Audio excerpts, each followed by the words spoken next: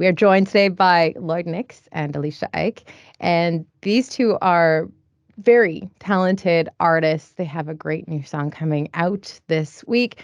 We want to get to know both of you a little bit better, first of all, and how you both got into music. Lloyd, let's start with you. Well, actually, music has been a lifetime love of mine. I did not grow up in a musical family. I just got into music and actually gravitated to as a kid. And then when I started to go to church, I was actually the first Christian in my household around 13, 14. Had an uncle that started to come and get me, and I fell in love with the hymns of the church and gospel singers like Fred Hammond. And then I went to school for music and naturally gravitated towards more worship music, like Hillsong and Elevation. And back then, when I was in school, Jesus culture was a big thing, and so I was just a fan of the writing, and eventually it led into a lifelong career of music. Alisha, how about you? How did you get into music? Um, for me, it was I actually did grow up in a very musical family, so a little opposite of Lloyd, but I was one of five kids. My dad ran a Christian camp. My mom led the worship at campfires and eventually was a pastor's kid. So I've been kind of immersed in Christian music and the world of ministry basically since I was old enough to walk. And so for me, I remember falling asleep hearing my mom on her guitar writing music and singing. So that was something that she kind of, I think, implemented into my life. So me and my brother were always kind of writing music, leading worship at church. I think that started for me around 13, where I got involved similar, like at youth group. And so I kind of, music has always been like the biggest love of my life. I've always loved to sing. Um, that was always when people would ask me what you want to do, I'd say I want to be a singer. That was just a no-brainer for me. So for me, it's been a long journey of, ebbs and flows of being creative and having seasons of that, having kids and kind of taking a break from that. Um, you know, as a young adult, I pursued music in college as well and kind of wanted to push forward and be as excellent as I could be. But yeah, I think for me, writing has always just been, whether I produce or record or perform, it's just always been my go-to. Specifically, how God speaks to me. So it's just been like, it's a love of my life, and I'm so excited to be able to kind of devote more time as of late to music and really diving into collaborating and writing more. And it's just such a beautiful tool. I don't know where I would be right now without music. So Speaking of collaboration, the two of you, as well as Kay Anthony, are releasing this amazing song, Back to Jesus, this week. Tell us how this collaboration all came to be. Well, I think K. Anthony was the bridge that introduced us both. He's a mutual friend. mhm. I've been friends with K. Anthony for about 2 or 3 years now. We actually met online. It was just a random message that we kind of got connected with on Instagram. I have been listening to his music for years, and I guess my music. He somehow found my music, and then we started talking, and instantly we became like brothers. Like he was like the brother Mm. that I never had, and it was like almost like we knew each other for years, and that conversation went into him actually coming and visiting and spending time with my family, and I put on the writing camp here in St. Louis, and he came in, and it was just like we had been friends for years, and naturally, so we've just been all in each other's lives. Like I know his wife, he knows my wife, I know his kids. His kids call me uncle. My baby call him uncle. And then one Mm. day I get a call from him, and he's in a right with Alicia. And then all of a sudden I'm actually in bed with my wife, and I get a call, and I meet Alicia, and we started to write over WhatsApp. and it eventually we just kept writing, and it took about think about it took us about a month or so to Yeah. connect again, and then we Mhm. started writing this song about we just wanted to write a song that led back to Jesus, like literally the song um was a testament, I think, of where we all were at the time. Mhm. With the music, when we're doing music, it's a lot of as a career, especially. Sometimes you feel like there's a lot of striving because you're trying to write that song, and this song really, I think, was literally us just pouring out our hearts on let's just get back to the basic Jesus. And Mhm. so that's how I hope that wasn't a run-on answer, but that's how we met through K. Anthony, and ever since then it's just been beautiful, and we're excited for the world to see what Jesus placed on our hearts. Mhm. What was that like collaborating and being in three different locations trying to put together this beautiful worship song? It was I think it was actually really fun. It was a slower process than probably all of us are used to.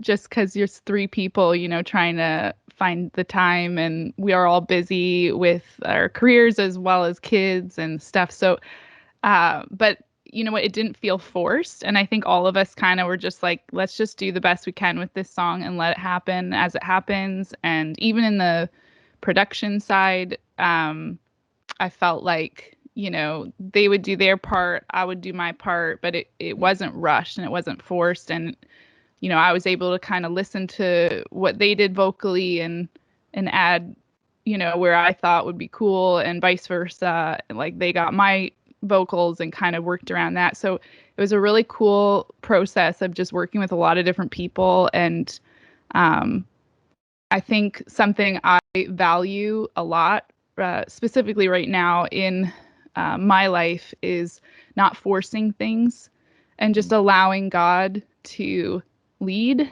And I believe He really does that creatively. So, I've been in seasons where I've like, yeah, what Lloyd said, you're trying to make it happen. You're trying to write this song, and it's just, or you're trying to get that big song. And God's just been like, hey, slow down. What do you want? Like, stop and just ask me, like, what do you want this to sound like, God? Where do you want to take this? And just like have fun. I feel like God's just so present when we slow down and we're just like, Mm. hey, God, like even think listening to them and letting myself feel inspired and just singing what I feel like is just naturally coming instead of just forcing something. So it was definitely like a longer process, but I actually really valued that. So yeah, it was fun. That's going to be interesting because when you listen to the song, for those who are not in the industry, you would never know that the three of you are in Yeah. different places. Yeah. It's so well done. Now, speaking of the song itself, you guys have you put your own stories into this as well, and your own emotions, your own feelings when it comes to back to Jesus. Tell us a little bit more about that. Maybe let's start with you, Lloyd. Well, it was kind of cool because um I'm in St. Louis and K. Anthony's in Michigan. And so he was close enough to drive here. It's about a 5.5 hour drive, six Mhm. hours at best. And so he decided to come in, and it was kind of like sometimes it was messages missed because they use WhatsApp, and I had just got WhatsApp because K. Anthony introduced me to it. I was like, I have never used this app before. So I'm missing a lot of messages from him. And then Alicia's like, hey, Lloyd, we're talking to you. And I'm like completely oblivious to the entire conversation because I just did not get it. And so finally, she would send us a demo. We would write and we wrote it together. And we finally finished it. Alicia recorded a demo, and we got to live with it for months. And then finally, I think she pulled in. It was her brother, right? It's her brother, Mhm.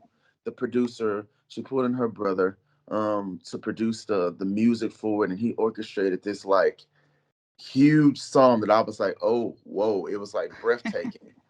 And so she sends us her lead and and like she sang the song.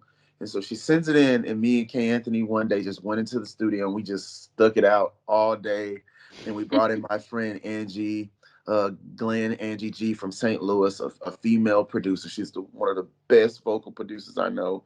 And so we got with her one day. We recorded all our parts, and I got a little crazy and went overboard probably with these BG. I just had this idea of the BGV sounding like heaven, like with all Mm. these symphonic parts and parts just swirling with our voices and creating this like cacophony of like voices that were like I said to her, I was like, I wanted to sound like people were singing from a mountaintop.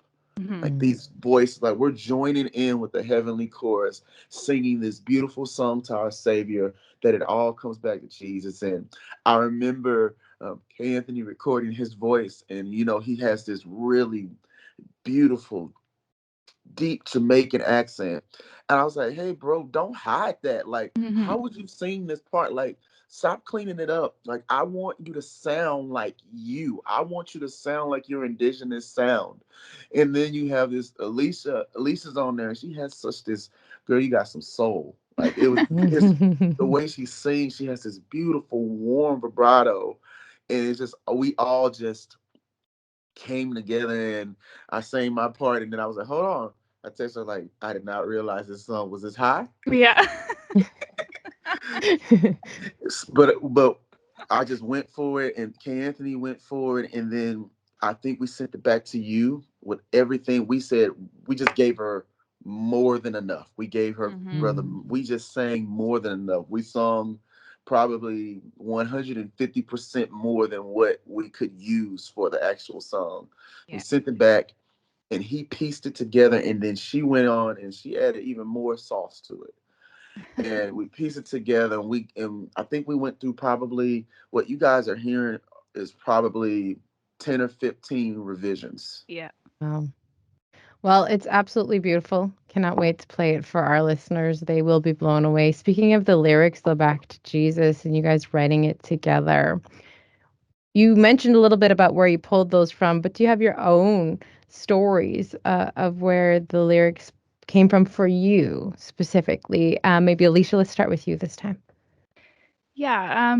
I actually wrote the first verse and the chorus is kind of what I came to with the guys originally. And it really came out of the past 2 years, actually since COVID. I've just personally had just countless friends and close people in my life, in my family even, that have really struggled with this, I would say, epidemic of anxiety and doubt in almost everything, every facet of our lives. And so journeying through that with a lot of people, seeing people either just chuck God out the window because of so much hurt, so much instability. It was just breaking my heart. And I sat down and I wrote that verse and the chorus. Just it all comes back to Jesus. That's the only line that kept coming to my head. And and so I wrote that out of, and also the old hymn kind of inspired that, where on Christ the solid rock I stand, all other ground is sinking sand. And in Matthew 7, where Jesus is talking about that, where he's talking about, if you build your house on the rock, on a firm foundation, the wind will come and the storms will come and the rain will drop, but you're going to be solid.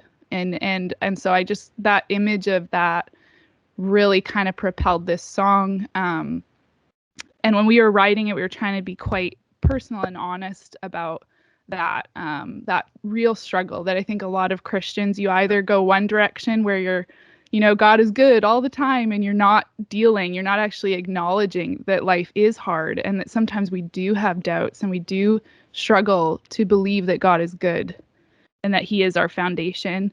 Or you go the complete opposite road, which I've seen a lot of people do in our generation and younger, is just going, you know what? Life's hard. God must not exist. And I'm done with this. And so I feel like we really desperately wanted to address, the epidemic of sinking sand. I feel like that's what it Mm. is. If that's in my head, what it kind of sums up. And it's just to speak into our culture and say, no, God has you. He's good. He is present even when you don't feel him, even when you don't see him working, he's working. And that he is worth standing on. And just that longevity of pushing through and going, no, I'm going to choose to believe that God is who he says he is, and that God's grace is good enough for my mistakes, and it covers all of the insecurities and all of the anxieties that we have.